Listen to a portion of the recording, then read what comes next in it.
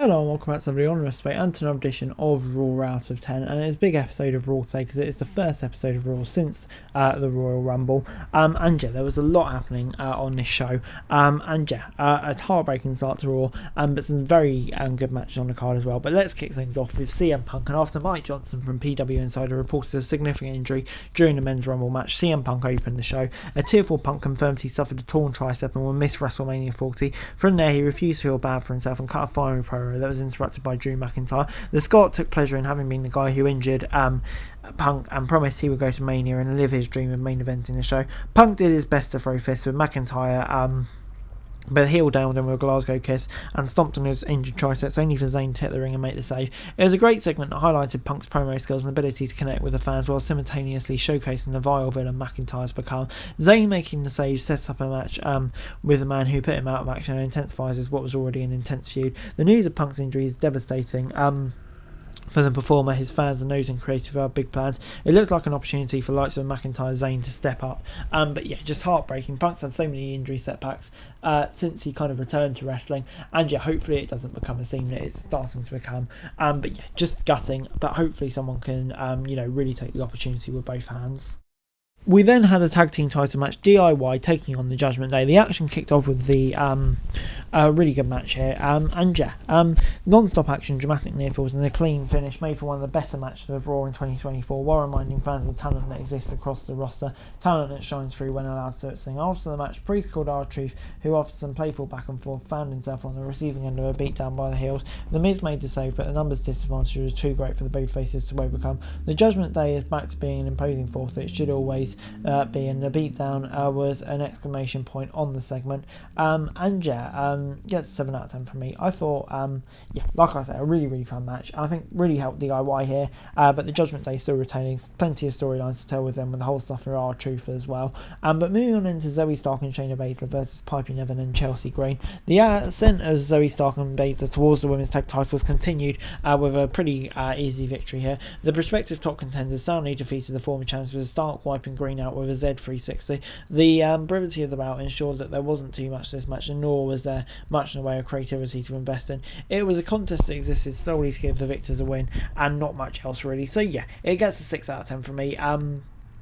Wasn't there to see much, and yeah, kind of did its job. But I think Baszler and Stark definitely promising signs for them to go through, and with the new champions as well, it'll be interesting to see if they can take it from high profile champions so soon into their reign. But Cody made his way to the ring to discuss his Royal Rumble victory, but was interrupted by the champion Seth Rollins. The Visionary turned expectations upside down, imploring Rose not to challenge Reigns for the Undisputed Championship and challenge him instead. Reigns put over his championship as the Workhorseman's title, the belt he defends regularly, while Reigns picks and chooses when he wants. The Visionary asked what kind of match Rose wants to be the two-time Royal Rumble, and ended the segment saying he would think about it. The loss of Punk leaves a major void on the card. Fans know that this is the early planting of the scenes for Rose v Rollins. He'll still choose Reigns, but yeah, just creates a bit of unpredictability while for Reigns. It's a fantastic promo from Rollins. It was clear he believes every word of it, and I think that's what made this so good.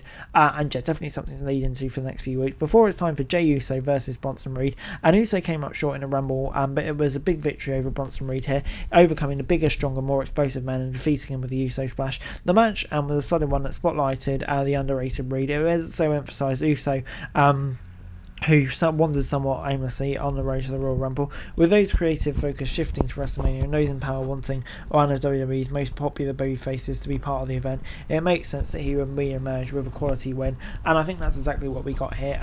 Big win for Uso as he continues his charge towards the singles title as well. So yeah, that all kind of makes sense to me and gets a 7 out of 10. Before it's time for Gunther versus Kofi for the IC title. Gunther is still the IC champion following a grueling victory over Kofi here. The ring hammer made with a late comeback by the former champ that saw him kick out at 2 through and boom drop, overwhelm the challenger with his physicality and flatten him with a powerbomb for the win. Kingston reminded the WWE universe that he's one of the best babyfaces of the last 20 years or so. He is dynamic and likeable, and the fan support fuels, and Gunther is just so overwhelming and punishing that no late barrage is going to alter his focus or stunt his determination to bring pride and respect back to the ring. Wins like this means whoever does eventually beat Gunther will not only have earned it, but also have a legitimate star as a result of that. So yeah, this gets a 7 out of 10 from me. Like I I say, a really good match here. I think, yeah, did a lot for both. But moving on then to Tegan Nox and Natalya versus the Kabuki Warriors.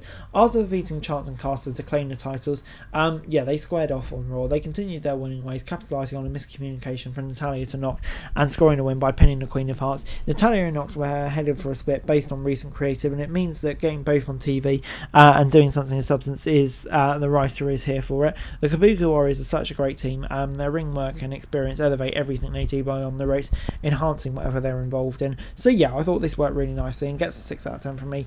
A big win for the Kabuki Warriors and potential split as well between Natalya and Nox, which yeah, probably feels about time. But moving on then, and any attempt from Bayley to announce her WrestleMania 40 plans to challenge Rhea Ripley for the Women's Championship was halted Monday by Nia Jax.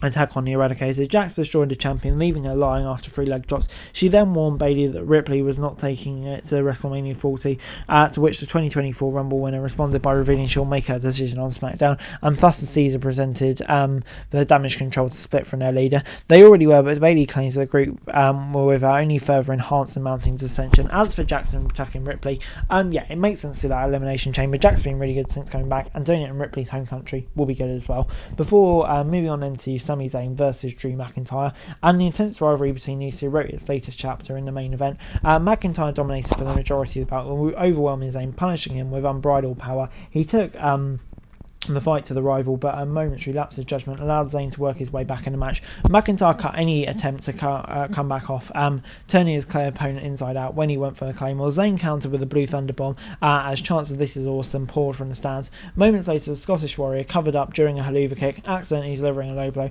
McIntyre followed with a Claymore for the win. This was a fabulous main event featuring 2 of the best workers in WWE. Zayn as the underdog always works, but it was McIntyre's heel performance that stood out. He has fully embraced his role and is mocking opponents and taunting the crowd. 2 nights after a magical Rumble win that helped set the tone for the coming year, the Scot has really established himself as one of the top stars of Raw. So yeah, this gets 7 out of 10 from me. Like I say, a really good match this. McIntyre getting a win, but I think Zayn showed signs of babyface fire, which was really good as well. So I thought, yeah, a good main event this one. McIntyre established themselves as a heel, and I feel like these two could play a big role in the road to WrestleMania. Overall, Raw this week gets a 7 out of 10 for me. I thought, yeah, a really good episode of Raw this week. Obviously, a heartbreaking start with CM Punk's announcement, but except for that, a lot's going on that was really, really strong.